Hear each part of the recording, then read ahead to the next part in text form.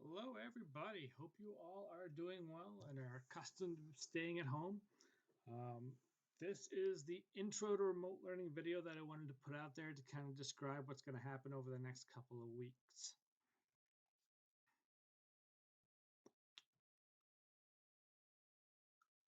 So we will be using Google Classroom as we have been doing all year. The organization will be set up by lesson. There'll be 2 lessons per week. Within this intro tab, you'll also see an overview of what the lessons will be. The weekly expectations are that you complete the 2 lessons by the end of the week. And if they are not completed, we don't have evidence of completion, then we've been instructed to send names to your comms administrator. If there is a extenuating circumstance in which you're not able to access the lessons, or there's other things going on based upon what's going on in the world right now, please reach out to your comms administrator and let them know so they can communicate with me and we can all be on the same page in terms of that. So let's jump over to Google Classroom. So now when you go into Google Classroom, you'll see this outline right at the top of the page. So within the remote learning overview will be this video and a document that outlines the next 4 lessons. Assuming best case scenario, that's where we'll be. And April 6th, we'll all be back in schools. Um, I'll leave my own personal opinions about that out and we'll hope for the best. You'll see week 1, lesson 1, week 1, lesson 2. These are the 2 lessons that need to be completed next week. And then week 2, lesson 1, week 2, lesson 2, those will be the lessons that will be completed the following week.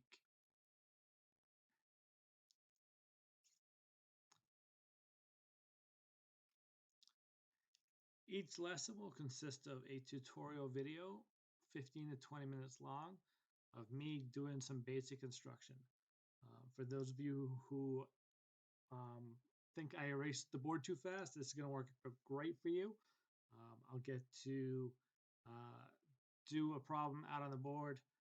You'll have the ability to pause, go back, review, do whatever you want to do with this video in terms of how it's going to help you the best.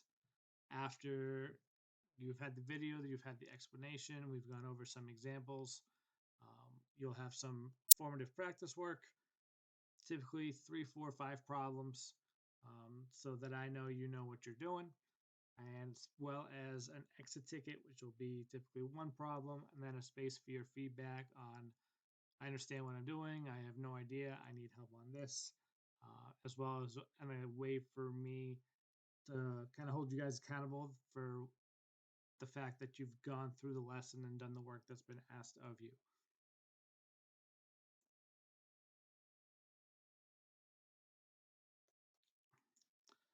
For submitting work, I will leave a blank Google Doc and a blank Google Slides in there for you.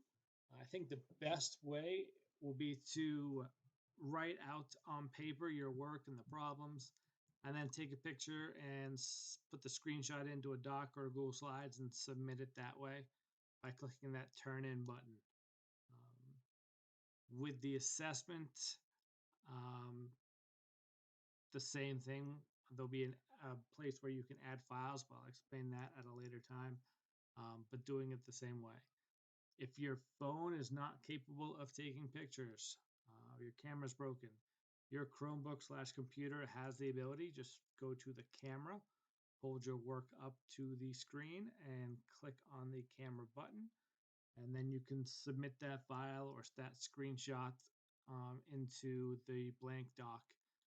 And that way I can comment and give you feedback, see if there's a common error that's occurring or an individual error that one individual is making, and we can address it like that. The formative work will be graded on the 4 scale rubric, 1 through 4. The 4 will be that you've completed all the problems and shown all the necessary work.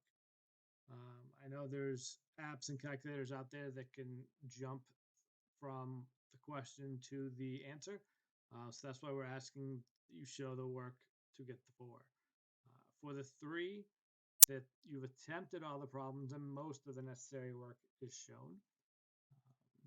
Again, nowhere on here does it say they have to be right or wrong. This is just the fact that you are doing the work and giving me an idea of, are there gaps or do we understand what we're doing? Jumping down to the below the 3, which nobody should be. Some problems are attempted or all the problems are done, but there's no work. 1, the work was submitted, but there's little effort shown. And the IE is it's completely off base or you did not submit it for evaluation. And again, you have the whole week to do it, so this will be scored at the end of the week. You'll get a self-directed learner grade.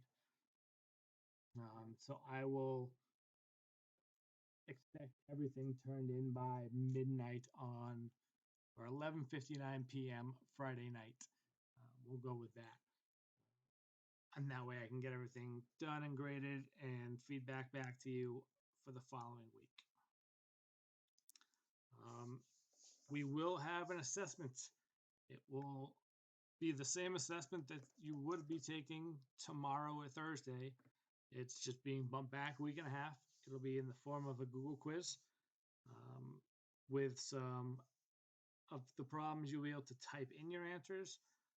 Others, you'll have to do some work, and I'll put a place where you can upload a file. Again, take a picture of your work, upload the file, and that's the best way I can see right now of working with this. When you finish, you'll click submit, and I will know you have completed the assessment.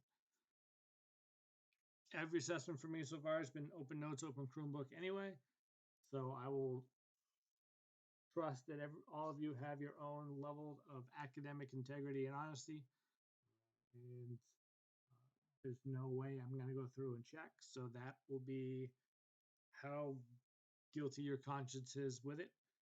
As far as the reassessment process, best case scenario, we start back on the 6th.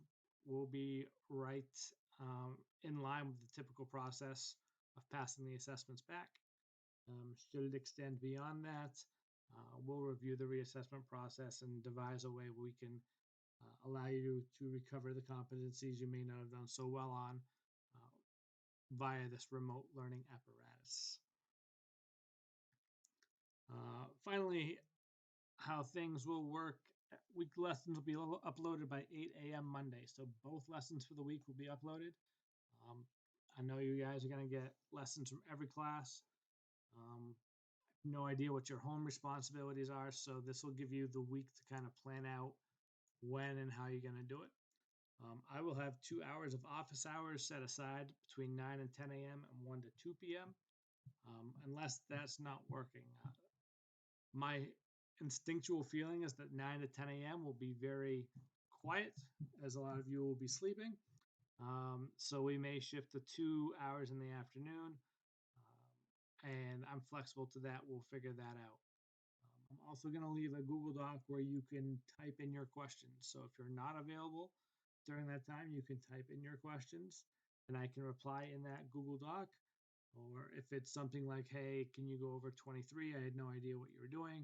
I could upload a quick 2-minute video on a certain problem or something like that. I think that'll be the best way for us to communicate back and forth.